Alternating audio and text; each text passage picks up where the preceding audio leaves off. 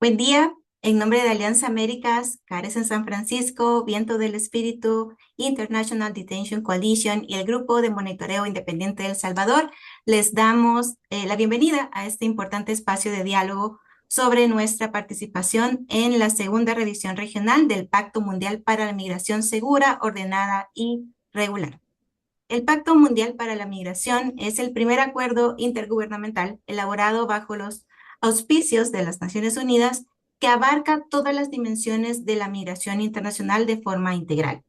Como sociedad civil en América Latina y el Caribe, nuestra participación en estos espacios es crucial para garantizar que las voces de las comunidades migrantes sean escuchadas y consideradas en la formulación de políticas. En esta sesión reflexionaremos sobre los principales aprendizajes y desafíos identificados en la segunda revisión regional del pacto, abordando sus 23 objetivos organizados en 4 bloques temáticos: inclusión, factores impulsores de la migración y rutas regulares, gobernanza migratoria, protección de vidas, retorno digno y reintegración sostenible. Y el cuarto bloque, datos y políticas basadas en evidencia y cooperación internacional. La movilidad humana es una realidad ineludible en América Latina y el Caribe, donde prácticamente todos los países participan en los ciclos migratorios como origen, tránsito, destino o retorno. Con más de 48 millones de personas migrantes en la región, según datos de la Comisión Económica para América Latina y el Caribe, la CEPAL, el Pacto Mundial representa un marco clave para fortalecer la cooperación internacional y garantizar un enfoque basado en derechos humanos para la gestión migratoria. Durante la reciente revisión regional en la sede de la CEPAL, en Santiago de Chile, representantes de gobiernos, organismos internacionales y sociedad civil coincidieron en la urgencia de fortalecer la gobernanza migratoria con enfoques integrales y multidimensionales, y además se destacaron avances en la inclusión de personas migrantes, la creación de vías regulares y el fortalecimiento de la protección social y de las personas migrantes y el trabajo decente. Sin embargo, persisten desafíos como la instrumentalización de las remesas y el aumento de discursos de odio y xenofobia, y la necesidad de una cooperación más efectiva entre los estados en materia de protección y garantía de los derechos de las personas migrantes en movilidad. A lo largo de este evento, contaremos y compartiremos con la participación de ponentes claves que siguieron de cerca este proceso y que compartirán sus perspectivas sobre los avances y retos que enfrenta la gobernanza migratoria a nivel global y regional. Con nosotros está Vanessa Velasco, que es una activista salvadoreña y directora de incidencia y enlace estratégico en el Centro de Recursos Centroamericanos en San Francisco, CARECEN. Desde 2018, Vanessa participa en esfuerzos para informar, organizar y trabajar de la mano con la Comunidad de Estatus de Protección Temporal, el TPS, en el área de la Bahía. En su rol, Vanessa también participa en campañas que abogan por políticas e iniciativas para lograr una infraestructura sostenible para acoger e integrar a las personas inmigrantes en los Estados Unidos. Gracias, Vanessa, por estar acá. Con nosotros también está Jennifer Pérez Mejía, quien es la coordinadora de comunicaciones de Viento del Espíritu, una organización también miembro de Alianza Américas, así como CARES en San Francisco. Jennifer es psicóloga de la Universidad Alexander von Humboldt de Colombia, y Jennifer también conoce de cerca las dinámicas de migración latinoamericana y los derechos de las personas migrantes en contextos laborales en el área de New Jersey. Gracias, Jennifer, por estar aquí. Con nosotros también está Diana Martínez Medrano, es abogada mexicana y especialista en movilidad humana, protección internacional y de derechos humanos. Actualmente es oficial de programa para las Américas en la Coalición Internacional contra la Detención y secretaria técnica de la Red Regional de Organizaciones Civiles para las Migraciones, ROCOM. Su trayectoria de más de 20 años incluye el litigio estratégico, incidencia y análisis de políticas públicas migratorias en organizaciones como Sin Fronteras, IAP, el Centro de Derechos Humanos Miguel Agustín Pro Juárez, la Clínica Jurídica Alaide Fopa de la Universidad Iberoamericana y Amnistía Internacional México y sobre todo IDC. Gracias, Diana, por estar aquí. Y terminamos la presentación de nuestros invitados con Vinicio Sandoval. Es director ejecutivo del Grupo de Monitoreo Independiente de El Salvador y coordina proyectos de desarrollo con población migrante. También lidera espacios de diálogo multisectorial como la Secretaría de la Red Regional de Organizaciones Civiles para la Migración, ROCOM, y Vinicio participó como relator en el informe oficial de la sociedad civil durante la segunda revisión regional del Pacto Mundial para la Migración en América Latina y el Caribe. Así que muchas gracias, Vinicio, también por estar con nosotros. Y a todos ustedes por conectarse. Invitamos a que puedan hacer sus preguntas y comentarios en la sección de preguntas y respuestas del Q&A que está acá abajo. Iniciamos con el primer bloque, el cual se centra en la inclusión de las personas migrantes en las comunidades de acogida. La garantía del acceso a servicios como la salud y la educación, protección social, trabajo decente y eliminación de las discriminaciones. Este segmento tiene una pregunta generadora y es: ¿cuáles son los avances y desafíos más significativos en la inclusión de personas migrantes en los países de acogida? Y le doy la palabra a Vanessa. Adelante con sus aportes. Saludos, Hazel, y también a las personas que nos están acompañando. Gracias por la invitación a este espacio. Muchos sabemos que las personas que migran, ya sea por necesidad o por elección, normalmente buscan convertirse en participantes activos y contribuyentes a la economía, sociedades y culturas de sus países de acogida. Sin embargo, siguen conectados con sus países de origen, siendo los vínculos familiares a menudo los más importantes. Muchos países de acogida reconocen las contribuciones positivas de los inmigrantes y el papel esencial que desempeñan en diversos sectores que impulsan el crecimiento y el desarrollo. Un ejemplo acá en los Estados Unidos, los inmigrantes son vitales para las industrias de agricultura, construcción, manufactura, hotelería y la salud. En el 2024, los inmigrantes representaban más del 19% de la fuerza laboral estadounidense, lo que se traduce en más de 32 millones de personas. Según el Consejo Estadounidense de Inmigración en 2023, los inmigrantes contribuyeron aproximadamente 651 mil millones de impuestos federales, estatales, locales, lo que representa el 19.25% de todos los impuestos recaudados en Estados Unidos. Cuando un país reconoce o Estado reconoce la importancia de los migrantes para el crecimiento económico y el desarrollo social, varios estados como California, Nueva York, Illinois, Minnesota, Oregon y Washington han incorporado leyes que garantizan el acceso a servicios básicos, incluida la atención médica para las poblaciones migrantes. Además, leyes que brindan protecciones sociales esenciales que defienden su dignidad y sus derechos. Si un país o estado o ciudad aspira al desarrollo social y al crecimiento económico sostenible, debe invertir en el capital humano de su población. Esta inversión requiere la inclusión, integración y participación activa de los inmigrantes en los planes nacionales, estatales o locales de desarrollo, en los cuales se ha hecho a diferentes países alrededor del mundo avances. Además, se resalta que los inmigrantes contribuyen al desarrollo económico y la productividad en sus países de origen a través de remesas e inversiones.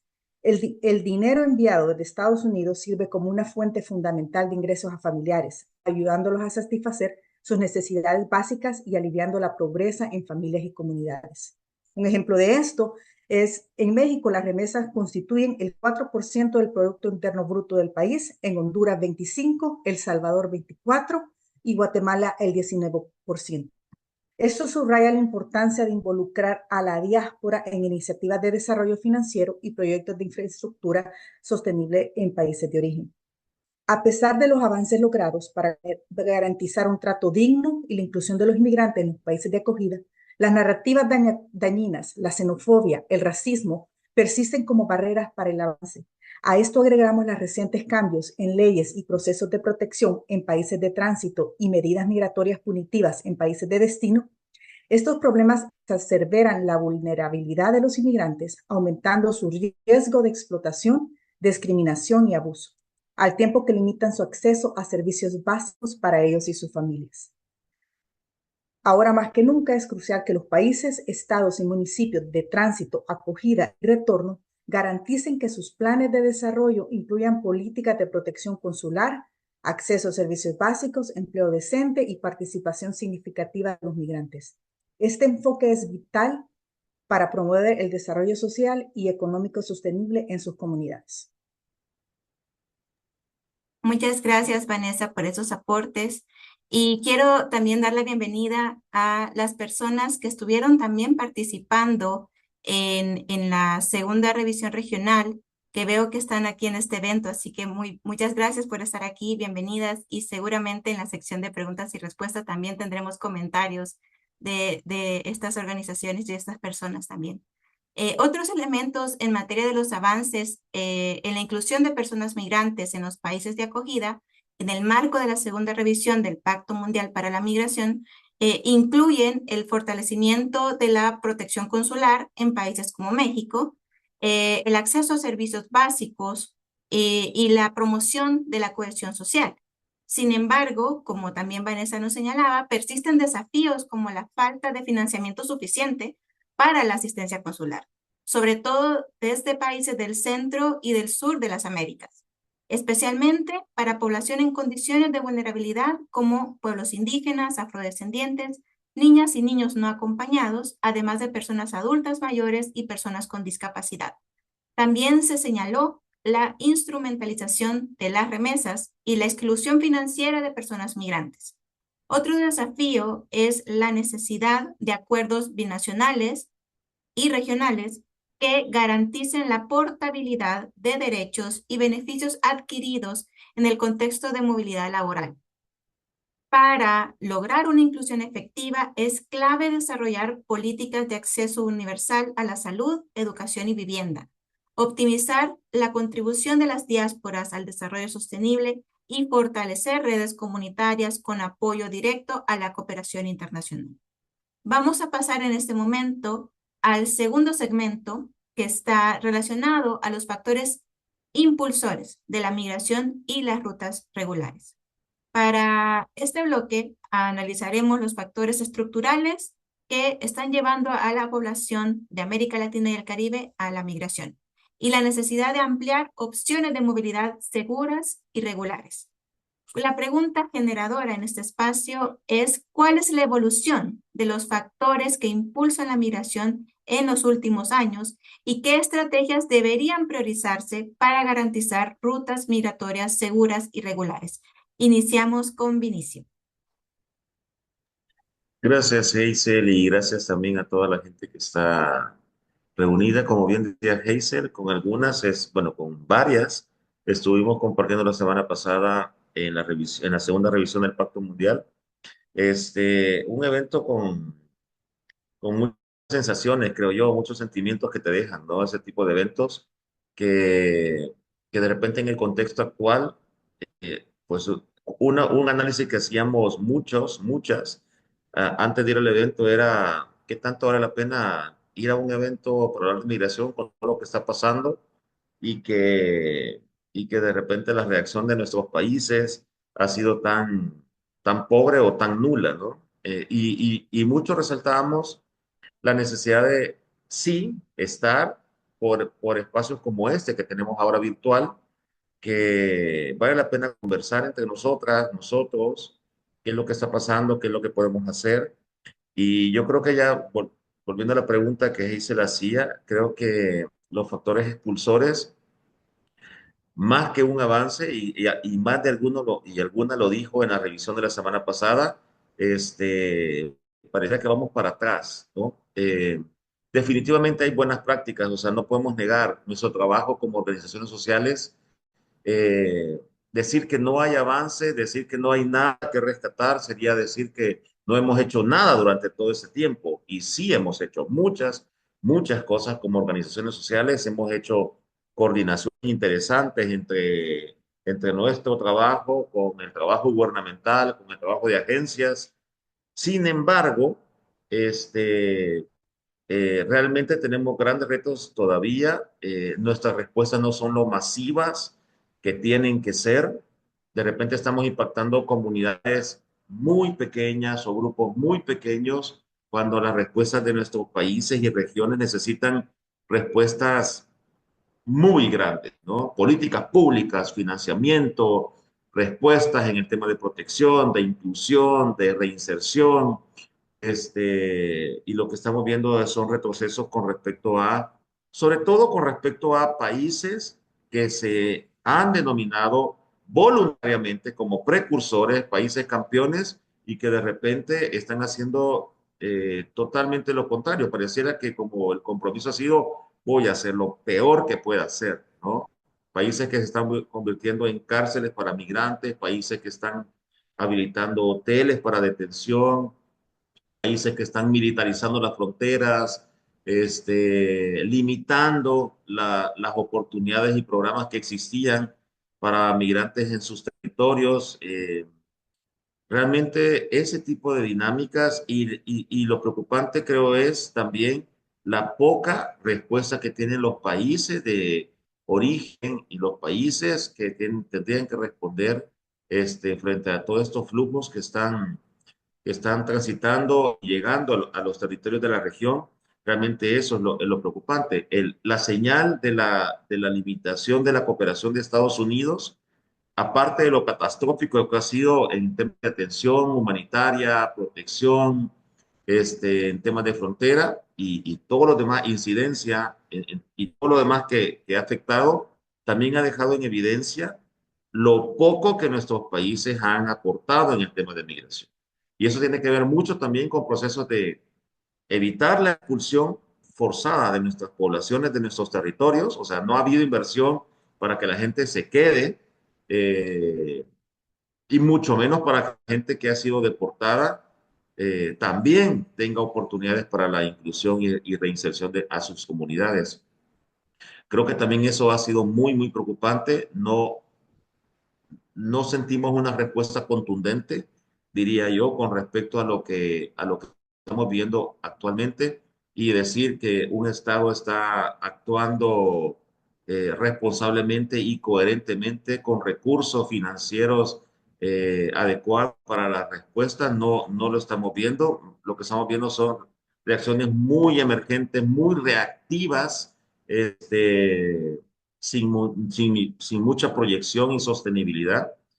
Yo creo que tenemos que seguir impulsando esto. Tenemos espacios que vienen en los próximos meses en donde tenemos que seguir empujando a que nuestros gobiernos y región realmente empiecen a trabajar por estas razones estructurales que están expulsando a nuestras poblaciones, sobre todo ahora que cada vez hay esta réplica de gobiernos que están cerrándose a la oportunidad y a la migración, aún con migración regular que está generando millones de dólares y que aún así están cerrando puertas, ¿no? Entonces, por ejemplo, como visas de trabajo temporales que no son lo perfecto, pero estaban dando ciertas respuestas en temas laborales, pero también económicos, y aún ahí están cerrando puertas. Entonces, realmente tenemos que seguir avanzando en estas pláticas como sociedad civil y trabajar en los espacios tanto regionales, internacionales como también nacionales. Gracias, Vinicio, por compartir estos puntos. Vemos cómo todo se va vinculando y son elementos claves para analizar el estado de los factores que llevan a millones de personas a migrar en América Latina y el Caribe. Jennifer, desde la perspectiva del grupo de niñez y jóvenes, ¿cuál es el impacto de los factores que impulsan la migración de niños, niñas y jóvenes en América Latina y el Caribe? Hola, buenas tardes a todos. Gracias por el espacio. Hoy les voy a hablar de los factores que como grupo de niñez y juventud tenemos en cuenta y estos factores están interrelacionados de manera muy compleja, afectando particularmente a este grupo etario. Nosotros vemos factores como el acceso limitado a la educación, entonces con los flujos migratorios se interrumpe la educación de los menores. Ellos se ven forzados a abandonar sus escuelas y hogares y lo que sucede es que como no hay una educación continua, esto impacta enormemente el desarrollo intelectual y las oportunidades futuras de este grupo. Esto genera alteraciones en los procesos cognitivos, dificulta el desarrollo de las habilidades, afecta la sociabilidad y estos indicadores pueden generar trastornos a largo plazo y también afecta y genera mayores desafíos a la hora de adaptarse a nuevos entornos. Por lo tanto, aquí la importancia es que los gobiernos se puedan enfocar en brindarle, en tener viabilidad a la hora de brindar educación a los niños y los jóvenes que cruzan o que llegan bueno, al destino, al país destino, y sin, independientemente del estatus migratorio, y también ofrecer programas escolares específicamente enfocados en la población migrante. También vemos violencias en el trayecto y esto afecta a la salud mental y física. Profundamente hay una afectación en la salud emocional y psicológica y esto puede generar distintos trastornos, estrés postraumático, dificultad para adaptarse a los nuevos entornos, incluso también dificultad si están o no con sus familias, como en este proceso de estar en el nuevo destino con sus familias. Vemos la importancia de los programas psicosociales enfocados en la promoción y prevención de la salud mental que algunos gobiernos ya han implementado y también la importancia de programas enfocados en una psicología de la salud. Hay muchos riesgos también en la vida. Durante el trayecto migratorio los menores de edad se enfrentan a abuso sexual, explotación en algunos casos, tráfico de personas o trata de menores. Por lo tanto, algunos gobiernos han adoptado ciertas políticas para poder combatir esto en las redes de explotación y del tráfico de menores de edad, bueno, la trata, perdón, de personas. La inestabilidad y persecución también la enfrentan los menores de edad y los jóvenes al ver de pronto situaciones que han tenido que huir sus familias, entonces también acá hay una afectación. Y esto se requiere de una atención prioritaria, por ejemplo, en el caso de las violencias sexuales, entonces también tener en cuenta los gobiernos estos hechos para poder ofrecer una atención contundente o activar rutas en el caso de que sea necesario, repito, como en el caso de las violencias sexuales. También vemos un factor muy importante como la separación familiar, entonces también la importancia de que los gobiernos puedan adoptar programas, proyectos o puedan ofrecer atención de los casos, registros y acompañamiento. Sin duda estos factores están interconectados con los factores como ya mencionaron algunos compañeros, crisis económicas, violencia, inestabilidad política, y si es necesario que toda la región pueda unirse para implementar políticas migratorias inclusivas y proteger especialmente a los menores de edad y juventud. Muchas gracias, Jennifer, por traer estos puntos también al análisis y al debate, porque es importante también escuchar desde la perspectiva de la niñez y la juventud cuáles son sus lecturas, ¿no? De estos procesos. Y ya para el segmento 3, donde abordamos gobernanza migratoria, protección de vidas, retorno digno y reintegración sostenible, abordaremos pues la protección de los derechos, la gestión de fronteras, el acceso a la justicia y la reintegración de personas retornadas. Para eso también tenemos una pregunta generadora y es ¿cuáles son los principales desafíos en la protección de derechos de las personas migrantes y cómo se pueden fortalecer los mecanismos de gobernanza migratoria para garantizar retornos dignos y reintegración sostenible? Diana, continuamos contigo. Muchas gracias, Giselle. Gracias por la invitación y muchas gracias a quienes están conectadas y conectados. Sin duda, los principales desafíos en la protección de derechos de las personas migrantes están directamente relacionadas con la forma en que los estados gestionan sus fronteras y los mecanismos de gobernanza migratoria. Esto se ha recrudecido, ya lo han mencionado, en los últimos meses con la llegada de Trump a la presidencia de los Estados Unidos. En la segunda revisión, también como ya lo mencionaba Vinicio, desde sociedad civil se hizo un llamado a cómo el endurecimiento de las políticas migratorias, la detención arbitraria, la externalización de fronteras y la falta de acceso a retornos dignos y reintegración sostenible están afectando día con día los compromisos que adquirieron los estados con el Pacto Mundial sobre Migración.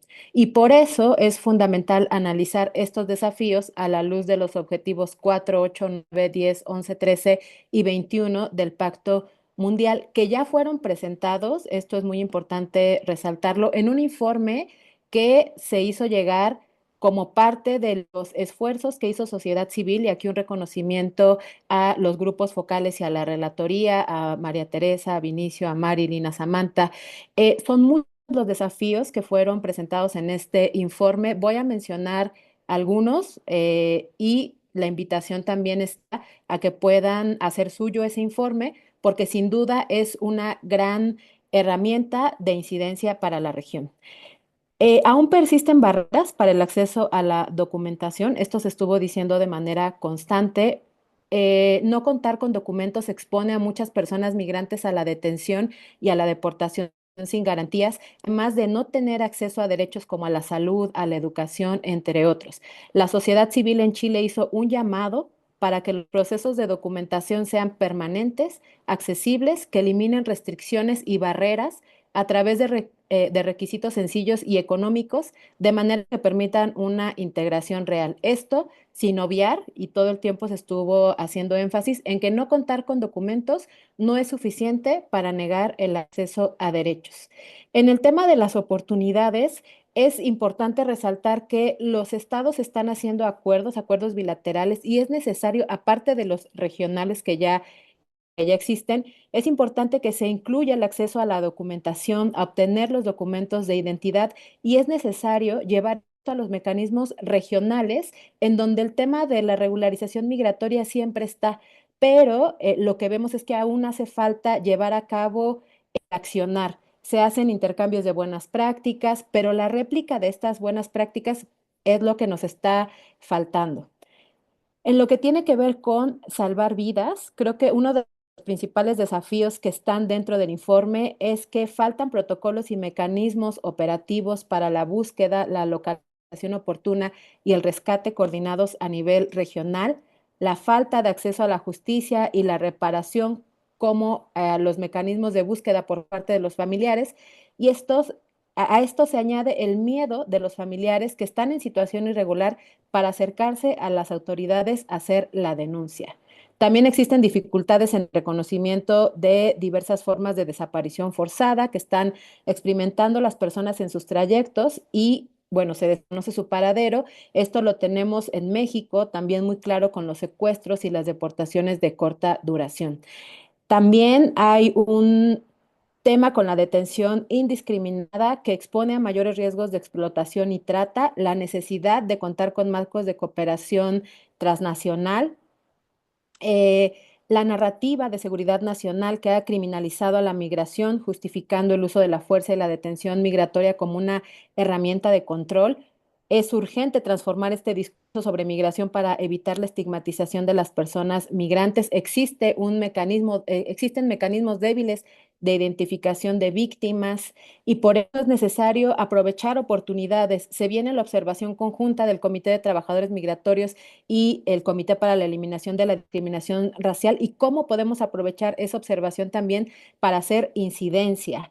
El tema de la gestión integrada en fronteras, vemos que existe ausencia de sistemas de gestión, no hay una protección en las fronteras, más bien se ve como una cuestión de seguridad, de no dejar entrar a las personas, y aquí la oportunidad que vemos es que en el marco de la CRM y el MIRPS está por lanzarse una herramienta para identificar vulnerabilidades en fronteras a finales de abril, y lo que pone esa herramienta es sí o sí la participación de sociedad civil en la implementación. Y ahí es donde tenemos que destacar.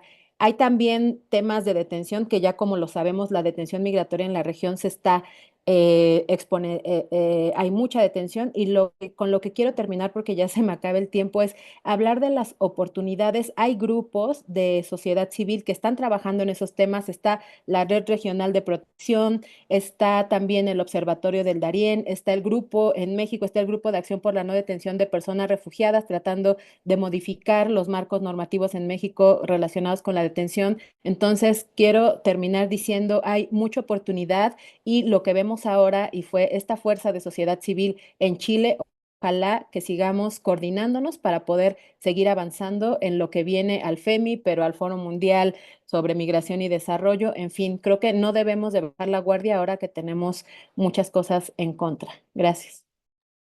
Gracias a ti, Diana. En el marco de esta segunda revisión en la implementación del Pacto Mundial para las Migraciones, la protección de los derechos a través de la gobernanza migratoria es la base de un sistema migratorio regular, ordenado y sobre todo seguro. Quiero agradecer a quienes ya han enviado preguntas al Q&A. Les invito a que puedan hacer también sus comentarios y cualquier otra pregunta. Veo que también tenemos a compañeras y compañeros periodistas, así que muchas gracias por estar en este espacio.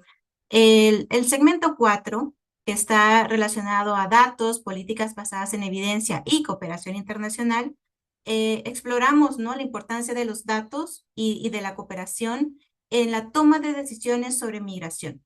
Y para este segmento invito a nuestros panelistas a dar un punto clave en la respuesta a esta pregunta.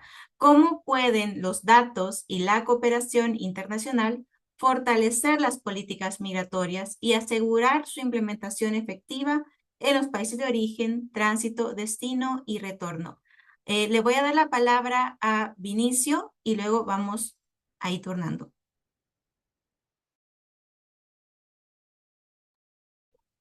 Gracias, Hazel.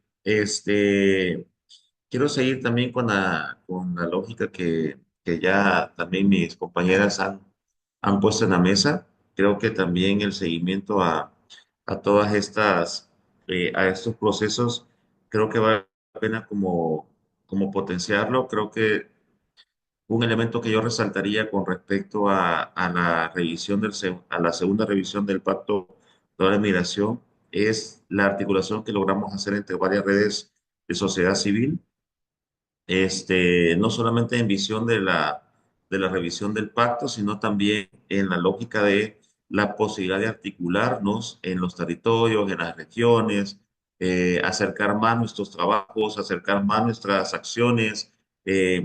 Salieron ideas de repente gestionar juntos, hacer gestiones de repente a donantes específicos, diversificar, reinventarnos sin desnaturalizar nuestro trabajo, todo con el fin de atender a las poblaciones que ahorita quedaron en bastante, en más situación de precariedad con respecto a atenciones.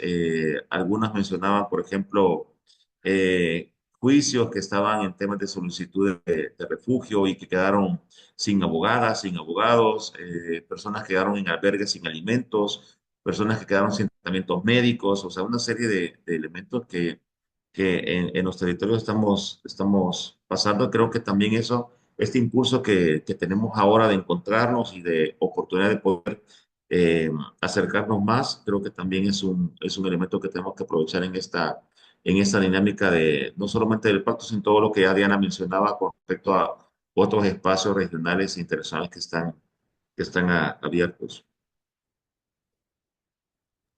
De acuerdo, Vinicio. Le doy la palabra a Diana porque veo que está relacionado lo que decía.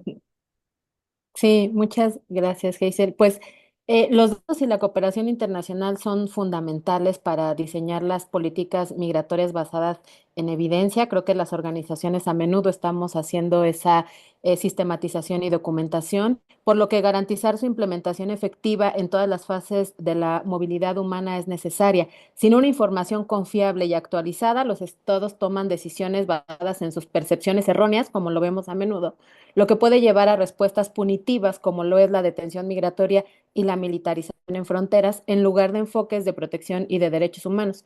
Un ejemplo de este desafío es la falta de datos desagregados sobre detención migratoria. En muchos países no hay información sobre cuántas personas son detenidas, quiénes son, qué perfiles de vulnerabilidad presentan o si son candidatos o candidatas a programas de alternativas. Tampoco sabemos, por ejemplo, en México, cuántas de las personas que son dejadas en libertad tienen este acompañamiento mediante un programa de alternativas. Sin estos datos es difícil evaluar el impacto de la detención y diseñar estrategias para reducirla y fortalecer las alternativas basadas en comunidad.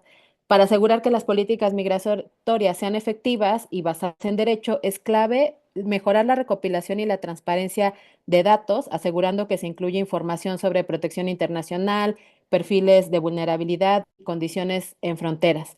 Asegurar también la cooperación internacional para compartir información, pero tener mucho cuidado de cómo se comparte esta información y siempre protegiendo los datos personales y también, obviamente, a quienes están huyendo de sus países. Incluir a la sociedad civil en la producción y análisis de datos es fundamental. Muchas organizaciones en terreno, lo sabemos, documentan también violaciones a derechos humanos que no aparecen en registros oficiales y eso pues obviamente genera un subregistro. Y utilizar los datos para desarrollar mecanismos de identificación de vulnerabilidades en fronteras y asegurar una correcta canalización de personas con necesidades de protección. El uso de datos con enfoque de derechos y la cooperación internacional no solo van a fortalecer la gobernanza migratoria, sino que pueden prevenir violaciones a derechos humanos, asegurando que las respuestas sean proporcionales, humanas y eficaces. Y creo que esa es una de las luchas que como sociedad civil no debemos de soltar, porque el tema de las tecnologías y los países ya se están compartiendo los datos, esa es una realidad, pero que no esté sociedad civil ahí como apoyando, vigilando también, pues crea después que este uso de información y de tecnología se revierta en contra de las personas migrantes. Gracias. Gracias, Diana. Le doy la palabra a Vanessa como una organización de atención a personas migrantes en los Estados Unidos. ¿Cómo ven ustedes el tema de la cooperación internacional y el manejo de los datos que, como ya señalábamos, son datos para el trato humano, ¿no? Para protección de los derechos humanos? Ya, en estos momentos es muy importante que los países deben responder de manera coordinada a los desafíos y cambios en la movilidad humana. La recopilación de datos y la desagregación de estos son esenciales para educar, informar, la toma de decisiones y la cooperación internacional y el desarrollo de políticas que promuevan la inclusión e integración de la población migrante.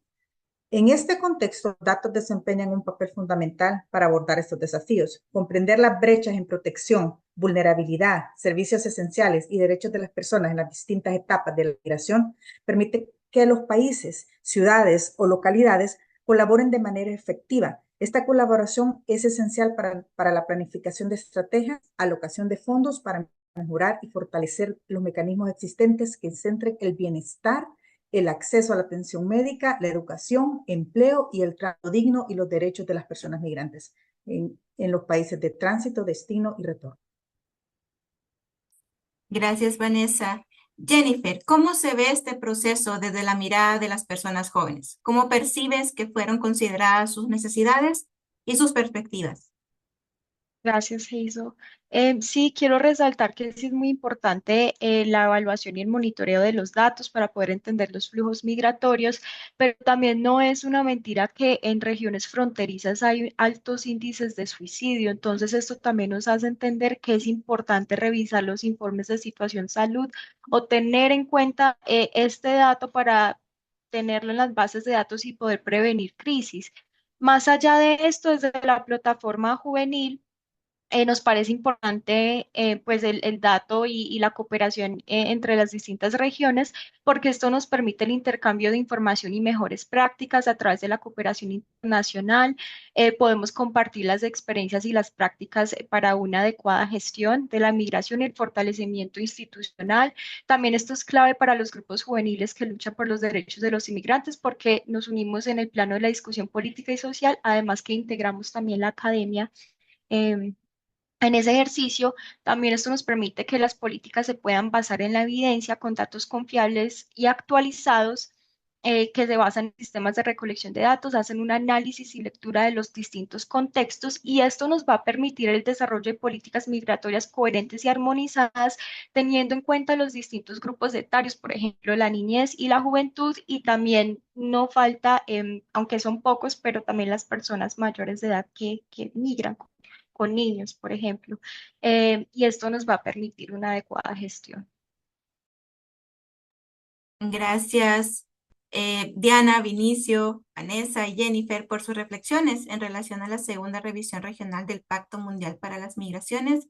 Quiero abrir el espacio a las preguntas de la audiencia y quienes se animen a hacer su pregunta con micrófono abierto, por favor, levanten su mano y les agradecemos que sean muy puntuales con su intervención para dar espacio a quienes han enviado sus preguntas. Mientras tanto, y quiero animar también a quienes participaron en la última semana en Chile, a quienes quieran alzar la mano y hacer sus aportes, voy a dar lectura a una pregunta de Daniel Collín de TN23 en Guatemala y pregunta, ¿cómo se avisora el cambio de vida de la comunidad migrante, en este caso guatemalteca, ante el temor de redadas y el efecto de la población receptora de remesas versus los grupos que se aprovechan de estas necesidades? Por ejemplo, los coyotes, ¿no? Pero creo que más allá de la comunidad migrante es una pregunta que aplica a las realidades de toda América Latina y el Caribe, ¿no? El cambio de la vida de la comunidad migrante ante el temor de estas políticas y de estas narrativas.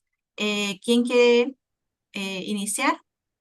Yo creo que, bueno, no sé si ustedes están viendo, pero la Embajada de Estados Unidos está mandando una campaña en todos los países en donde están literalmente atacando a la familia de la población migrante, diciéndole, protege a tu familia y mándales este enlace para que se inscriban en un retorno voluntario, y ahí te piden toda la información. Claro, yo me imagino a la persona migrante en Estados Unidos, en este caso recibiendo el mensaje de su mamá, de su esposa, de su hijo, mira, venite, mira lo que te, porque dice, la campaña dice, evítale problemas, evítale situaciones, o sea, realmente están atemorizando no solamente a la persona, sino a su familia, aún fuera de Estados Unidos. O sea, realmente es una situación bien, bien compleja.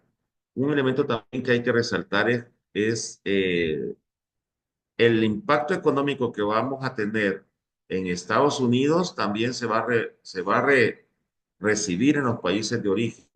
Y ya está, así como la remesa y otras inversiones están, perdón, con el ruido de la- pero ese impacto económico ya se sabe que va a afectar vivienda, salud, educación, alimentación, el tema de recreación, obviamente. Realmente hay impactos que yo creo que nuestros gobiernos o sea, no los están dimensionando en la magnitud que son, o realmente no tienen capacidad de respuesta. O sea, realmente también hay que decir. O sea, no tienen capacidad de hacer mucho. Y ese es un trabajo sistemático que ha llevado décadas para no tener capacidad de respuesta en este momento. Entonces, afectado por corrupción, por incapacidad técnica, etcétera, pero realmente es lo que está ahorita en la mesa, pues. No, y solo es del aspecto acá en Estados Unidos, como lo mencionó, el miedo es palpable en nuestras comunidades. Se han hecho campañas a nivel nacional para que las personas puedan hacer valer sus derechos, lo que se conoce como la campaña Conozca sus derechos o Know Your Rights. Esto ha servido para que personas puedan evitar arresto en un momento de un encuentro con los agentes de ICE, pero también sabemos que ahorita en este momento los derechos completamente de la persona migrante están siendo violentados. O sea, la manera de llenar estas cuotas, como lo puso Vinicio, también de atemorizar a nuestra gente, no solo a los familiares, sino que acá también estamos viendo campañas directamente del Departamento de Seguridad Interna, en las cuales en los medios de comunicaciones, mayores medios de comunicaciones de habla hispana, están sacando estos anuncios en horas en horas de mayor audiencia, que les dicen que es mejor que ellos se vayan, porque así tal vez pueden tener una oportunidad de retorno. Entonces se puede imaginar usted está cenando con su familia y de repente sale esos anuncios, cómo están los niños. Acá los niños no han querido ir a la escuela, los papás son temerosos de llevarlos, incluso de ir a los trabajos, los restaurantes y otros lugares que frecuentan nuestras comunidades están viendo el impacto directo de lo que significa que la comunidad no está gastando, no está saliendo, están cuidados.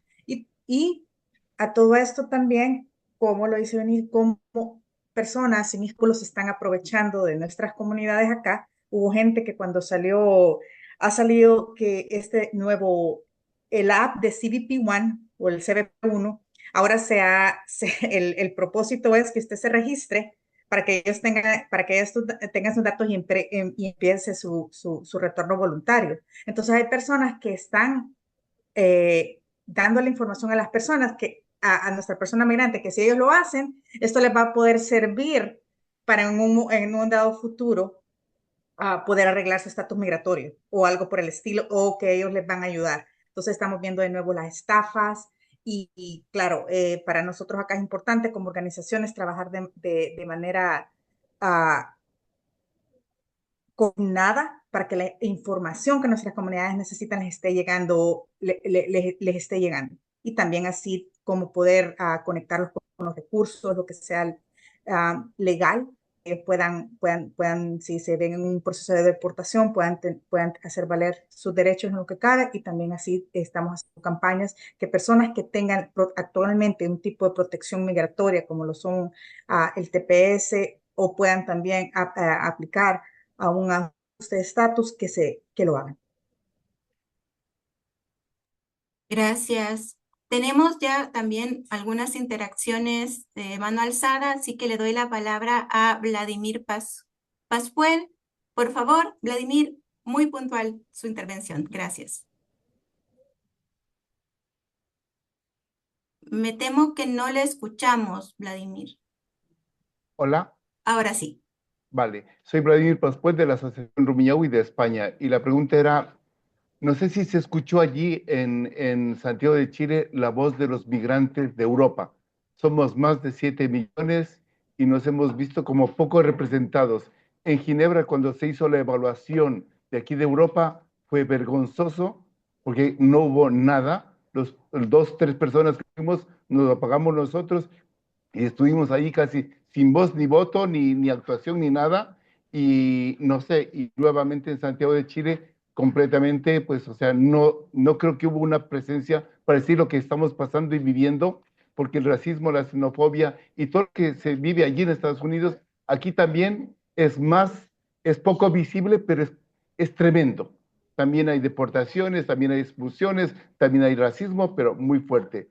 La última, pues, es cómo trabajar en red, y ahí una sugerencia para seguir trabajando en red y fortaleciéndonos para replicar lo que está pasando aquí en Europa y lo que pasa aquí, allí, y juntarnos y hacer más fuerza. E inclusive, pues, si era este bloqueo de consumo de alimentos americanos, yo no sé qué sé, cualquier cosa, pero capaz de que se sienta la presencia de los migrantes, que somos más de 200 millones de personas. Por lo tanto, creo que podemos hacer por allí mella. Gracias. Gracias, Vladimir, por su intervención. Voy a recoger también la intervención de Itzel, así que gracias, Itzel, por estar aquí. Gracias, colegas. Disculpa, estoy en traslado a comunidad, pero bueno, primero agradecer a las colegas expositores. Creo que fue un perfecto resumen de lo que se estuvo hablando, retomando obviamente el comunicado que se hizo, que está en redes. O sea, sentí como que fue un excelente resumen de las demandas que salieron en esta revisión regional. Yo quisiera nada más sumar, y también como respuesta a lo que comparte Vladimir, y considerando que una de las tres acciones que ahorita pienso que salieron durante esos días que estuvimos compartiendo, previo, durante y bueno, un poco después, porque después ya cada uno regresamos a nuestros lugares, fue tres cosas. Uno, la necesidad de articular, no duplicar espacios por un tema de recursos. Creo que eso suena muchísimo. Obviamente, y ahí sumo mucho a lo que dice Vladimir, una demanda muy sentida, no solo, obviamente, no solo por sociedad civil, sino también de las personas migrantes directamente, fue cómo realmente garantizar la participación de los espacios y no reducirlo a 20 becas, ¿no? O sea, yo recuerdo que eso fue algo que estábamos hablando y posicionando durante esos días. ¿Cuáles son esos criterios realmente en donde garantizamos la participación de las personas? Por eso creo que este primer ejercicio y Alianza, Rocoma, Gemíes de hoy, de esta sesión, este webinar, sumar a que podríamos hacer algo donde estuvimos todas las redes, porque eso sí, yo creo que algo, Vladimir, sí pasó, o las que estuvimos ahí presentes, es que creo, después de la pandemia, no había sido posible articularnos tanto como sociedad civil y redes. Y esto que sí se logró, ¿no? O sea, fue algo muy importante, muy valioso, en términos de poder representativo de la sociedad civil. Eso sí quiero rescatar, que fue algo que creo que todas organizaciones, redes, repito, lo pudimos ver. Entonces aquí, por ejemplo, hago el llamado, está Lina, que el día lunes estuvimos en esta revisión facilitando este espacio. Ahí hay también información que se tendría que bajar, se tendría que compartir. Todo este ejercicio y que ella también llamó a un montón de redes del sur, que a veces es que los que estamos en el norte es bien difícil conocernos o articularnos. Desde obviamente Centroamérica, Gemíes, Alianza, que estamos, Bloque, o sea, y otras, por favor, no quiero omitir a nadie, simplemente decir, pongo la mesa y las que estoy viendo en pantalla, pero todas las que estuvimos ahí presentes, poder regresar a lo mejor con esto que acabamos de decir y que lo entendemos nosotras, sociedad civil, personas que estamos en el día a día, regresar esta información a lo mejor más abierta a la sociedad en común. O sea, yo recuerdo algo muy valioso fue en nuestro encuentro, y más allá de los espacios herméticos que tenemos con las agencias de Naciones Unidas. Por ejemplo, había una red de periodistas que nos pueden ayudar a que estos mensajes claros se traduzcan en mensajes que la ciudadanía podría compartir. Creo que por ahí podríamos ir articulando y lo dejo aquí, colegas que están hoy haciendo este gran esfuerzo de presentarnos este gran resumen, este posicionamiento, pero integrar aquellas redes, incluso diversas, nuevos cuadros, incluso nuevas personas que están ahí, que están haciendo cosas maravillosas en sus comunidades, poderlo mostrar, perdón, en un webinar. Digo, ya decidimos si hacemos abierto uno, luego unos, ya saben, ¿no? Hay unos procesos de articulación que llevan su tiempo, que a veces la necesidad de correr y de mostrar resultados, pero creo que estamos a buen tiempo de llevar un proceso en donde podamos incluir justo ese espíritu de la sociedad que vimos la semana pasada. Yo lo dejo ahí y sumar a esa articulación que tanto se nombró y eso. Gracias nuevamente. Gracias, Itzel, por este punto tan importante y que creo que destaca mucho la articulación, el no replicar esfuerzos, sino más bien sumar. Y le quiero dar seguimiento a a las inquietudes que tenía Vladimir. Le quiero dar la palabra a nuestros invitados si quieren dar algún punto al respecto, porque también hemos recibido otras preguntas por escrito y que también hay que darle sus espacios. No sé si Diana, Vanessa, Jennifer, Vinicio, quieren agregar un punto al respecto. No sé si las compañeras tienen algo. Bueno, yo con respecto a lo que dice Vladimir, totalmente ausente, Vladimir. Fíjate que estábamos viendo, bueno, buenas noches a Vladimir por el esfuerzo que siempre hace de conectarse con nosotros desde este lado. Para él es súper, súper grande el esfuerzo. Este, y yo creo que justo como bien decía Itzel, este, hay que aprovechar este reforzamiento que hemos tenido de articulación entre muchas expresiones de la sociedad civil y que seguramente faltarán otras que poco a poco las iremos identificando. Y creo que también con la gran organización que hay de comunidades migrantes en Europa y en la línea de la revisión global. Yo creo que podemos ir trabajando. De hecho, quedó en la mesa de seguir impulsando ahora un esfuerzo, no perder ese esfuerzo de articulación en la lógica de caminar hacia el próximo año en la revisión global. Yo creo que ahí podemos empujar muchísimo, Vladimir, desde Europa. Mira, Europa sí salió, pero salió como, bueno, los gringos no nos quieren, vámonos para Europa. Ahí salió Europa. Entonces yo creo que sí vale la pena reflejar estas realidades que también ustedes viven, que tampoco es que allá están los brazos abiertos. Entonces también hay que evidenciar la realidad que ustedes están trabajando, que están acompañando. Y yo creo que puede ser un buen camino esto de armarnos una ruta de trabajo y seguir enfocados en eso.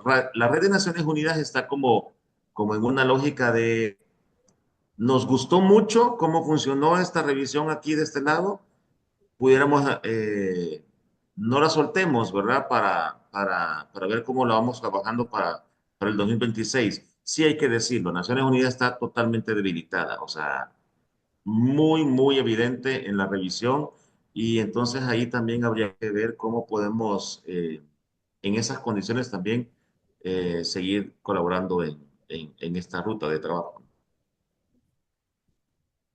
Gracias, Vinicio. Quiero aprovechar porque tenemos apenas unos minutitos para darle paso a todas las preguntas e intervenciones. Quiero pasar, antes de darle la palabra a quienes han levantado la mano, a las preguntas escritas. Tenemos una pregunta de Daniel Collin y es, cuando se trata de compartir datos y cooperar, ¿cuáles son algunas de las barreras a la hora de hacerlo? ¿Se trata principalmente de barreras legales o de barreras cooperativas diplomáticas? Lo que ella pensó en primer lugar fue las leyes de privacidad, ¿no? Diana, ¿tú tienes algún aporte al respecto? Sí, gracias, Hazel. Creo que una parte sí tiene que ver con que no hay una regulación todavía de cómo se comparte esta información. Sabemos que hay acuerdos porque hemos estado en algunos momentos en donde los mismos estados reconocen que comparten esta información. Sin embargo, desde nuestro punto de vista, muchas veces esto tiene que ver con una situación penal o con una situación de responder a la migración, pero para la contención más que para una protección. Creo que eso es lo que preocupa. Hay también, por ejemplo, ya lo mencionaba un poco en mi participación, no hay datos sobre personas detenidas y eso muchas veces pues dificulta para las familias, ¿no?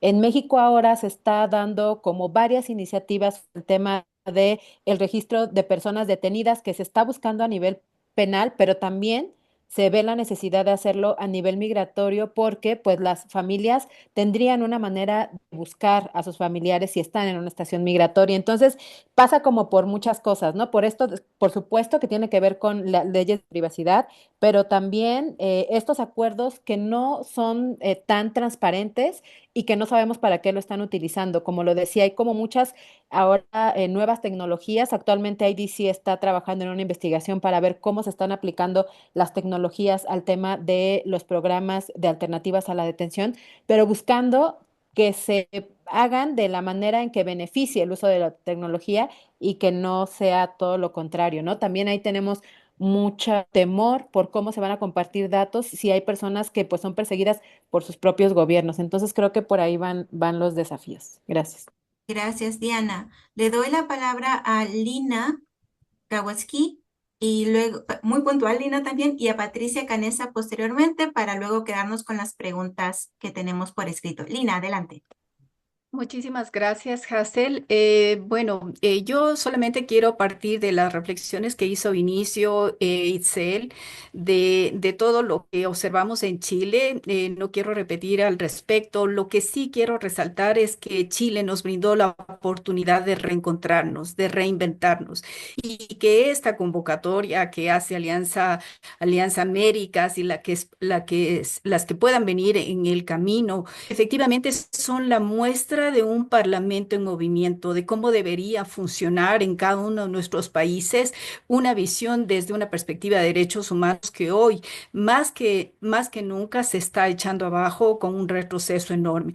Yo solo quiero dejar recomendado, quiero sugerir que no nos tome nuevamente por sorpresa, que podamos ahora de cara al GFMD en junio en Barranquilla, no nos encontremos media hora antes. Aquí hay toda una fortaleza de la sociedad civil activa con muchas capacidades, de tal manera que propongo una estrategia conjunta especializada, que quienes manejan el tema de niños y niñas se encuentren o de acuerdo a los temas que está planteando el GFND, pero que no nos coja media hora antes. Eso no nos debilita. Y lo que pudimos ver en Chile es que somos fuerza y que podemos construir esa ciudadanía latinoamericana y caribeña justamente con estas luchas que estamos haciendo en nuestros países. Gracias. Gracias, Lina. Patricia. Muchas gracias, es muy interesante. Yo estuve en la Fundación de Alianza Américas muchísimos años atrás, cuando ustedes no habían nacido posiblemente. Es ser el abogado del diablo hoy día. Y en realidad mirar seriamente cuál es la situación de cada uno de estos países donde estamos vaciando gente.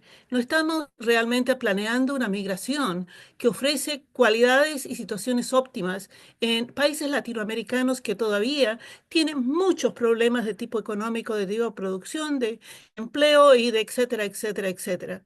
Ah, ¿Cómo podemos ponerlos al otro lado y pensar de acuerdo con esas posibilidades y cualidades de cada uno de estos países, educar a nuestra población en definir sus mejores opciones, en lugar de ponerse a arriesgarse, especialmente si vemos la corriente venezolana, que ha sido tan grande posiblemente en sorpresa como fue la de la Guerra Mundial en los Estados Unidos, y en lo cual no se pueden satisfacer las necesidades que existen en esta población por un país que tiene debilidades y fortalezas inmensas, pero que en cada estado ofrece un verdadero reto a cada uno de los inmigrantes que viene.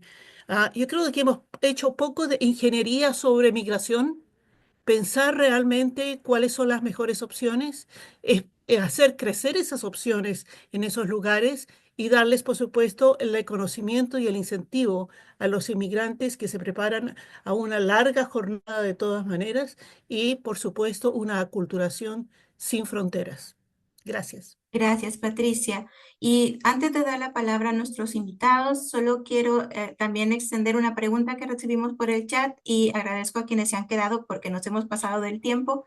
Y la última pregunta a la que podremos dar lectura por este desafío contra terminar a tiempo es, en esta evaluación, en esta revisión en esta segunda revisión regional, nos preguntan si se abordó el tema de personas con discapacidad en situación de movilidad humana. Y nos hablan del caso de México como una presencia relevante de infancias con discapacidad acompañadas de sus madres o padres que buscan servicios médicos especializados. Entonces, dejo esas preguntas, además de las intervenciones de Lina y la última que recibimos, para poder cerrar este espacio. Y muchas gracias a todos por mostrar su interés en las preguntas. ¿Quién se anima? Bueno, con lo que decía Lina, totalmente de acuerdo. No tenemos que dejar caer esto. Patricia, totalmente acertado. Eh, Creo que nos motiva a seguir conversando, seguir trabajando, seguir pensando juntas. Eh, y yo creo que el llamado que hacían varias la semana pasada de tenemos que, dentro de todo lo nefasto que está pasando, tenemos que aprovechar el momento para empujar cosas que no han caminado. De repente, la crisis hace que nuestros gobiernos estén más abiertos a algunos temas que no han estado, no sé, ese análisis hay que hacerlo. Y, y lo otro que yo creo que también valía la pena es que fíjense que todavía el grupo de relatoría todavía estamos trabajando el informe final por la pregunta que hacían de las personas con discapacidad. Sí ha salido en los diferentes espacios, pero no tan contundente, diría yo. Entonces, si pudieran hacernos llegar de repente eh, alguna información que pudieran compartirnos. En el informe no van situaciones tan detalladas, ¿verdad? Intentamos hacer el informe una exposición más global de lo que está pasando, pero creo que nos puede ayudar también la información que puedan tener. Así que si nos la pueden hacer llegar, sería fantástico. Y yo igual sumar a esta última parte que dentro del informe sí hay una parte como de discapacidad relacionado con las personas que sufren accidentes. También cuando estuvimos mencionando todo lo relativo a la identificación de vulnerabilidades en frontera, también llamamos a las personas que vienen ya con algunas discapacidades. Entonces, igual... creo que es muy bueno no dejar de posicionar el tema y quienes están trabajando como Coamex. No sé si Coamex fue quien hizo la pregunta, pero sería muy bueno también que nos hagan llegar la información y los insumos para que quienes en algún momento tenemos oportunidad de posicionar temas, no dejemos de mencionarlos. Creo que eso es muy bueno.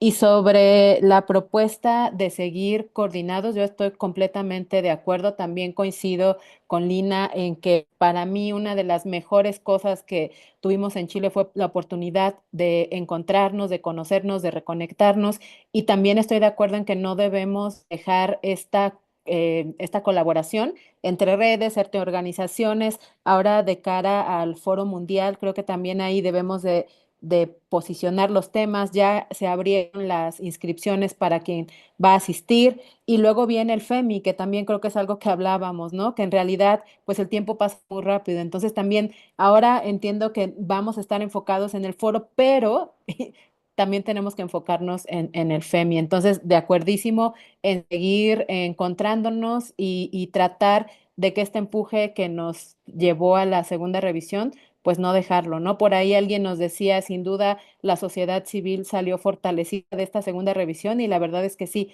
tanto hacia los gobiernos, pero también hacia nosotros. Entonces, pues muy dispuestas de nuestros espacios. Gracias. Gracias, Diana. Palabras finales, Jennifer, Vanessa.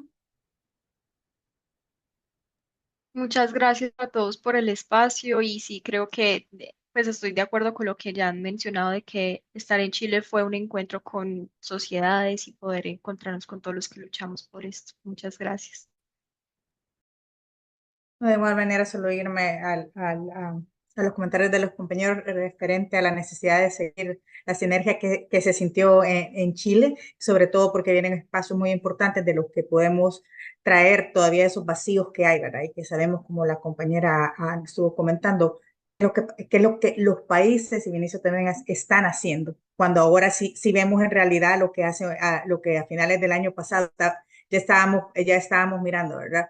Entonces, ¿cómo podemos hacer para que las personas que están enfrentando en movilidad, que están enfrentando estos desafíos, también puedan tener un poquito de alivio y guía, ¿verdad? Y sus familias también. Y también yo sé que de este espacio de organizaciones que tuvimos la oportunidad de tener un pequeño plática después, vienen propuestas y ahora solo es hacerles la invitación que cuando se abran estos conversatorios o se manden propuestas, que puedan apoyar y así podemos fortalecer el trabajo que se va a hacer, porque ahora creo que ya va a ser un trabajo más unido de organizaciones civiles para las migraciones en cualquier parte del hemisferio.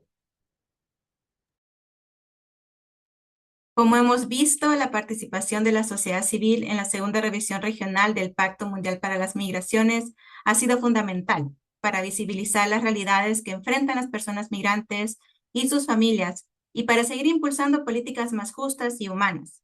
Sin embargo, también quedan muchos desafíos por delante y es necesario continuar incidiendo de forma colectiva para garantizar que las promesas del pacto se traduzcan en acciones concretas. Les invitamos a seguir conectados con nuestras organizaciones para futuras acciones y continuar el diálogo en las comunidades. Dejamos en el chat 2 invitaciones para eventos en esta semana sobre temas que están vinculados al pacto: la inclusión de personas migrantes en Brasil y el racismo, cómo este afecta a las personas racializadas y personas migrantes en cuanto a su salud mental. Así que muchas gracias y hasta pronto. Gracias a Vanessa, Diana, Jennifer y Vinicio, y gracias a todos por estar acá. Nos vemos pronto. Muchas gracias. Gracias, hasta Muchas luego. gracias. Gracias. Gracias, muy amable, Gracias, feliz gracias. tarde. Inicio, que estés muy bien. Un abrazo. Igual, Vladi, cuídate. Lula, nos vemos acá. Nos vemos.